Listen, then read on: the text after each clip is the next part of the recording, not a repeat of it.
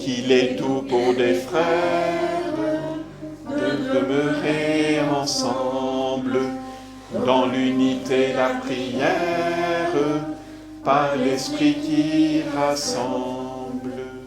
Eh bien, nous sommes heureux de nous retrouver ce matin pour parler un peu de l'Église. On va échanger ensemble sur l'Église aujourd'hui. Et la semaine d'avant, on a parlé de la Pentecôte.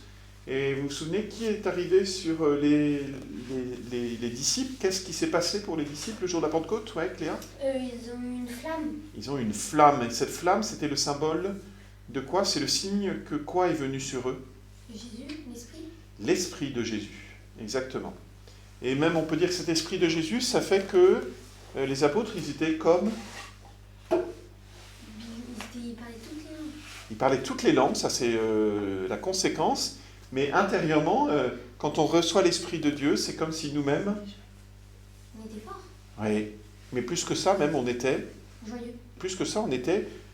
Gabriel, quand on reçoit l'Esprit de Dieu, ben finalement, on est comme quoi? Comme qui? Comme Dieu. On est comme Dieu. Quand on reçoit l'Esprit de Dieu, on est comme Dieu.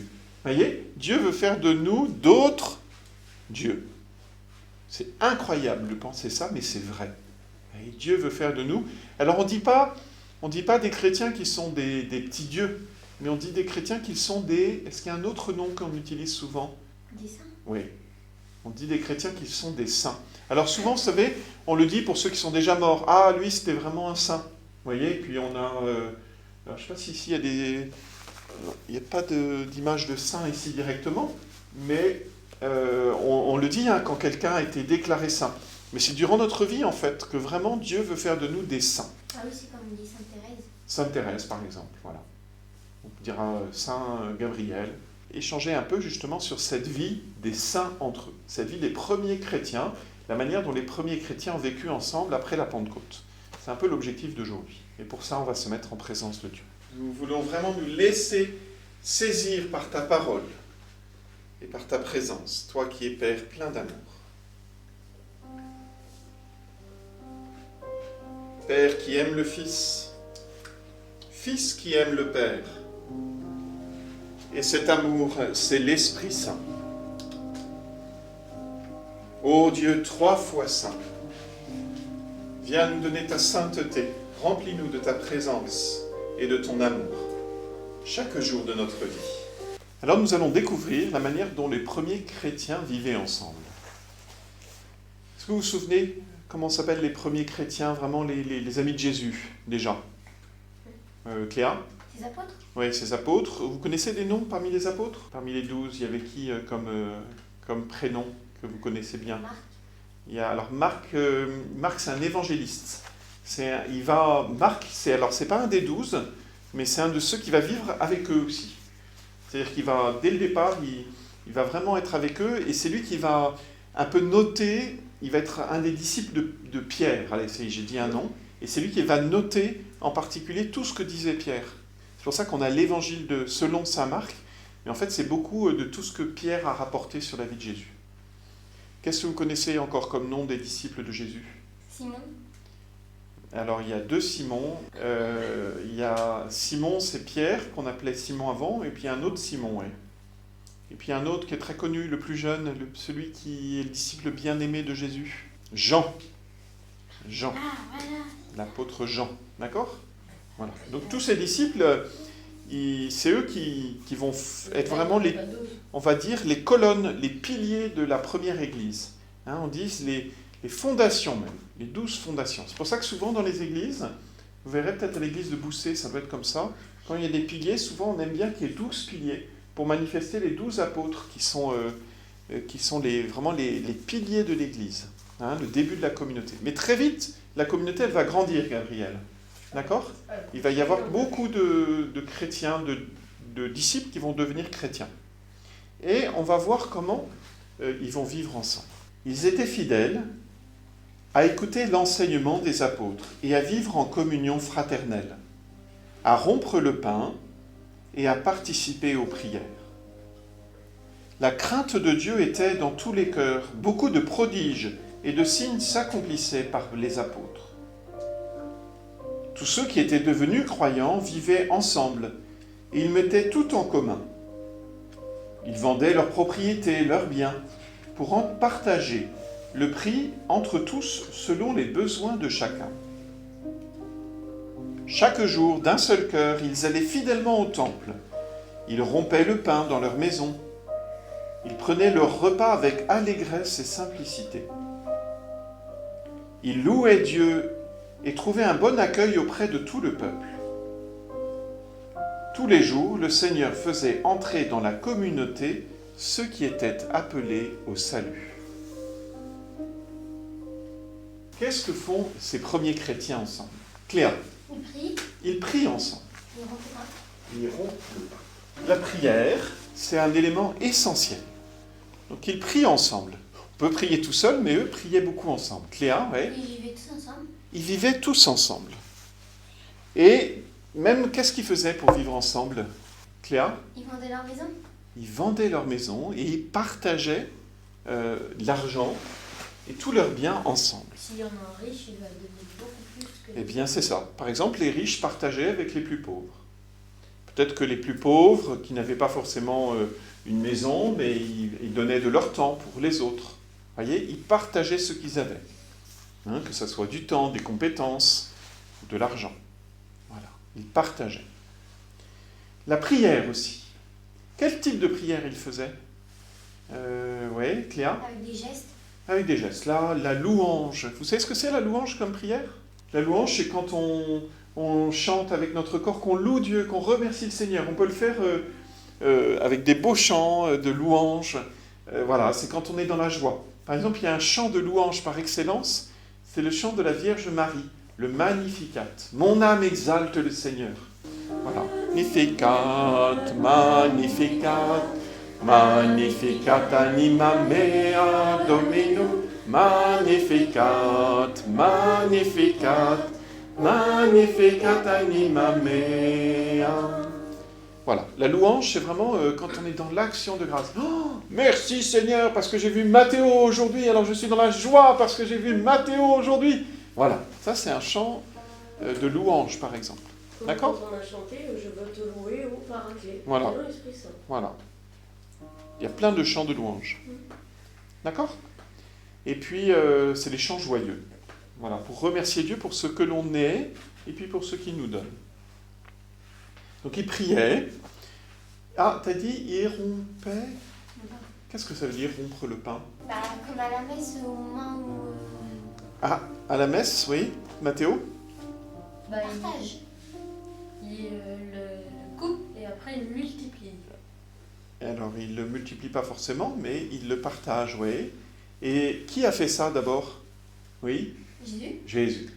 Et donc, ce qui est très important, c'est que les premiers chrétiens, très vite, ont continué à vivre l'Eucharistie que Jésus leur avait donnée au moment du dernier repas.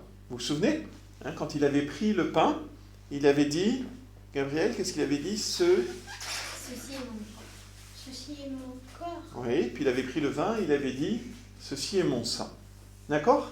Et au dernier repas, Jésus a vraiment dit aux apôtres de faire ceci en mémoire de lui et que chaque fois qu'il ferait ceci, eh bien, il serait là présent au milieu d'eux. Il a dit aux apôtres, chaque fois que vous prendrez le pain et que vous romprez le pain, que vous le partagerez entre vous, eh bien, je serai là présent au milieu de vous. Et donc, on est sûr, tous les dimanches, ça c'est certain, peut-être même tous les jours, eh bien, les disciples refaisaient ces mêmes gestes que Jésus avait faits en mémoire de Jésus, de la mort et de la résurrection de Jésus. Et c'est ce qu'on fait à la messe, chaque dimanche encore aujourd'hui. Vous vous rendez compte? On refait aujourd'hui exactement les mêmes gestes qu'ont fait les premiers chrétiens. Exactement les mêmes. De rompre le pain. Donc le partage, la prière, rompre le pain. Ah, ça fait 3 choses, il en manque une. Il y a une autre chose qu'ils faisaient encore, très importante et qu'on est en train de faire maintenant, du catéchisme. Ils écoutaient l'enseignement des apôtres. Ils écoutaient l'enseignement des apôtres. Pierre, Jean et les autres disciples eh bien, racontaient tout ce qu'ils avaient vécu avec Jésus. Toutes les paroles que Jésus leur avait dites, il les répétait à Marc, il les répétait aux disciples qui venaient de se joindre à eux.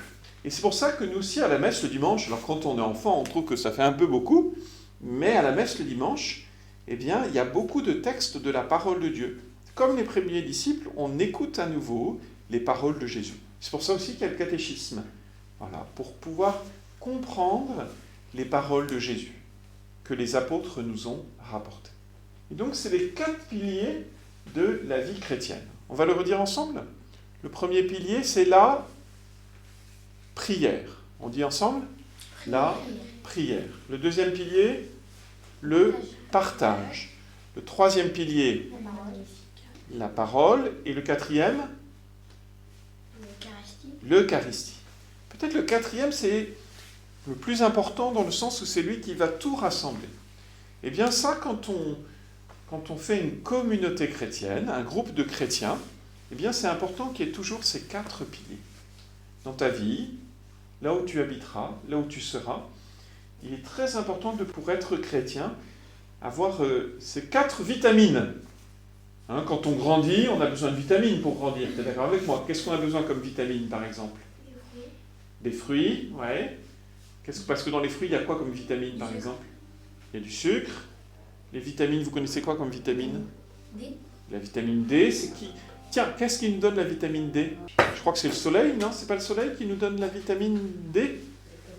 Pardon ? Il n'y a pas les carottes aussi ? Les carottes, peut-être, voilà. Voilà. Et les oranges, ça nous donne quoi comme vitamine, par exemple ? La vitamine C. Voilà, on a besoin de vitamines pour grandir, vous êtes d'accord avec moi ? Eh bien, pour grandir en chrétien, on a besoin de ces 4 vitamines. La prière, le partage, la parole et l'Eucharistie. Sinon, on ne grandit pas comme chrétien. C'est comme les plantes qui sont là-bas. Hein. Pour grandir, elles ont besoin de quoi ? D'eau. Elles ont besoin d'eau, Soleil. de soleil, Et donc, ça dépend. et elles ont besoin aussi, la nuit, ouais, de se reposer la nuit. De la rosée. De la rosée, elles ont besoin là. Eh bien, nous aussi, pour grandir en chrétien, on a besoin de ces 4 choses. On a besoin de la parole de Dieu qui vient nous nourrir, on a besoin de partager, on a besoin de se nourrir de l'Eucharistie et on a besoin de prier. Ah, il y a autre chose que faisaient les apôtres. Qu'est-ce qu'ils faisaient encore qu'on n'a pas dit ? Il parlait À qui ? à Jésus, Non, pas seulement. aux apôtres. Pas seulement. C'est eux. À tout le monde. À tout le monde. Ils annonçaient aussi la parole de Jésus. Et même, ils faisaient des prodiges. C'est quoi des prodiges ? Des Beaucoup miracles. de prodiges et de signes s'accomplissaient parmi les apôtres, des miracles. Ils faisaient des miracles. Et ils parlaient de Jésus dans la rue. Ils allaient annoncer la bonne parole de Jésus. C'est ce qu'on appelle la mission. Et ça va être une chose très importante pour nous aujourd'hui aussi. Eh bien, quand on aime quelque chose, on a envie de le partager, de le faire connaître aux autres. Et donc, dans le partage, ce n'est pas simplement partager entre nous, mais c'est aussi partager avec les autres la parole de Jésus. Je vais vous proposer quelques instants, on va se mettre à genoux, et puis on va demander au Seigneur, nous aussi, de vivre ces 4 piliers de la vie chrétienne, ces 4 vitamines pour grandir en chrétien. Nous allons ensemble reprendre le chant. Il est bon pour des frères de vivre ensemble et d'être unis. Oh, qu'il est doux pour des frères de demeurer ensemble dans l'unité, la prière, par l'Esprit qui rassemble. Le Seigneur soit avec vous. et avec votre Que esprit. Dieu Tout-Puissant qui vous aime vous bénisse et vous garde, le Père, le Fils et le Saint-Esprit. Amen.